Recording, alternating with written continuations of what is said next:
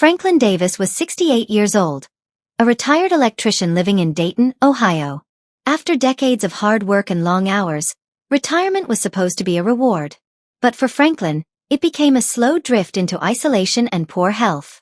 With his children grown and his wife gone, most days were spent on the couch watching television, snacking on chips and soda.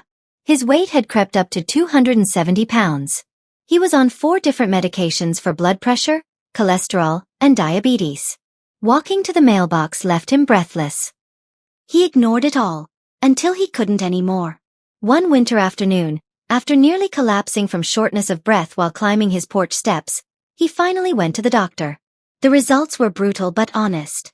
His doctor looked him in the eyes and said, "Frank, if you don't make some serious changes, you're not going to live to see 75. The words hit him hard, but they still didn't break through completely. He left the clinic shaken, but not yet moved. The moment that truly changed everything came later that weekend when his daughter brought his 4-year-old granddaughter, Lily, over for a visit. She burst into the room with her energy and innocence, shouting, "Grandpa, come chase me." Franklin smiled, opened his arms for a hug, but stayed seated. "Not today, sweetheart," he said, trying to hide the fact that just getting up hurt. Her face dropped, and she went running off alone. That night, for the first time in years, Franklin cried. He wasn't just scared of dying anymore. He was terrified of missing out. Missing birthdays, missing playground laughter, missing the chance to be the kind of grandfather his heart ached to be. The next morning, he made a decision. No more excuses. No more waiting. He dug through his closet for an old pair of sneakers, laced them up, and walked to the end of his street. It wasn't far, but it was something. The next day, he walked a little farther. Then again the day after that. He swapped sugary cereal for oatmeal. Fast food burgers for home-cooked chicken. He started tracking his meals and steps on a notebook his daughter gave him. Every day, just one more good choice. Just one more healthy step forward. The progress was slow. Some mornings, his knees screamed. Some nights, he wanted to give up. But the thought of Lily kept him moving. When he felt weak, he pictured her tiny hand in his. When he wanted to quit, he imagined the day she'd say, "Come chase me," and he'd be able to say, "You're on." By month 3, he had lost 25 pounds. He joined a local senior fitness class, something he'd once laughed at. He learned how to stretch, to breathe, to strengthen muscles that had been ignored for years.